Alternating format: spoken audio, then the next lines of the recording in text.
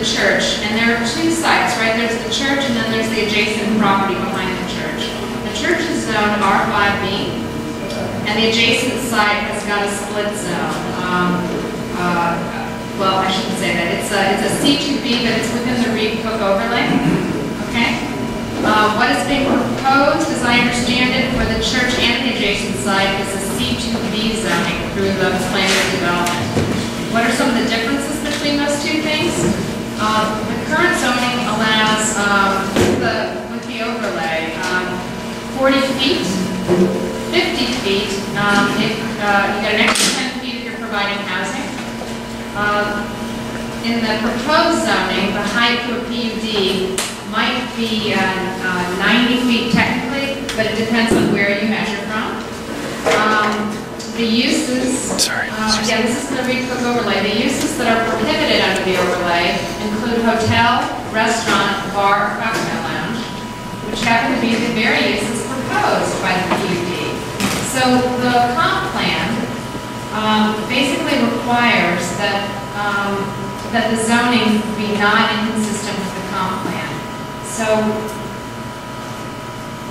what makes the comp plan and the zoning consistent is that we do have the Reed Cook overlay. So I think it's really a question. We've actually had two projects pending in this area that propose to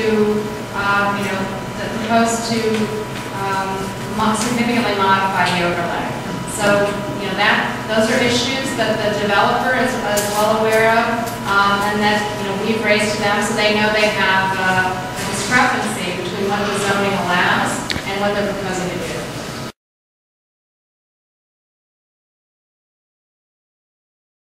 But let me try to be clear. The comp plan designation from 2006 is low density commercial, moderate density residential. Okay, so in fact, the C2B zoning that exists, it would actually be inconsistent with the comp plan, but for the Reed Cook overlay. The Reed Cook overlay drops that height down so that it falls into that low density commercial category. So, I mean, there are some things to untangle if this is to go forward, and the biggest question is the Reed Cook overlay. And that caps the height, even with housing. You could only get to 50 feet if you had housing on the site, which hotel doesn't qualify. We just don't want to get into an argument. If we can avoid having an argument, it's better off for everybody. I think probably everyone in this room, or I hope most people in this room, would like to see the church stay there. It's a lovely building. It's a wonderful building.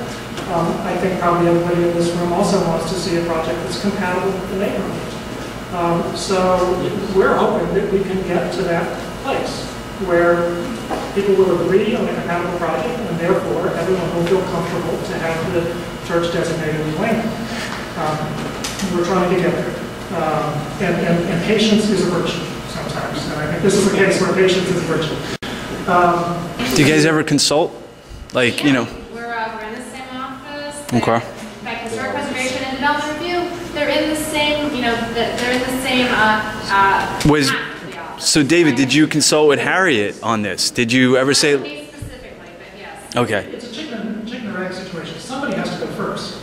And typically, it's the historic preservation and review board that goes first. Now that the project is more than 2 years old, each previous concept approval was 2008, November, I think. And their concept approvals are good for 2 years. It may be that the sentiment has changed in the community in terms of the support for the project. It may be that the economics have changed. It may be that a number of factors may have changed, so that the developer may want to change the project, and then that will have to go back to the review system again. And also, HRB understands that if this goes through the zoning review may change the project. Right, everything's scary. If a flood is proposed, and what's asked for in the PUD is greater than what's allowed in the Reed Cook overlay, then the Reed Cook overlay holds. The more stringent of the provision holds. That's right. So you've got a 65 foot for ordinary C2Bs. By right. By right. And then the overlay is 40. unless, as you say, you add affordable housing and That's then you go to 50. That's right. That's exactly right. And the parking lot behind the church and the city paper building, are both in the REIT overlay. Correct. It's going to have to be, it's going to be up to the people in the community to decide whether or not the REIT Cook overlay is something you want to continue to apply. We applied it, pretty consistently. We had a little tweak with the, with the Harris Teeter. So it's not unheard of to tweak it, but we're not going to take an action. That was a fair tweak. I know, I called it a tweak. On the Harris Teeter. I'm just saying that we are not going to take an action that's inconsistent with our own zoning. In all fairness to the developer, they have a right to try to make their project work, and there's flexibility, in the zoning requirements. They could go, there are all kinds of things that they could ask for flexibility on, but comp plan consistency and consistency with the zoning are really key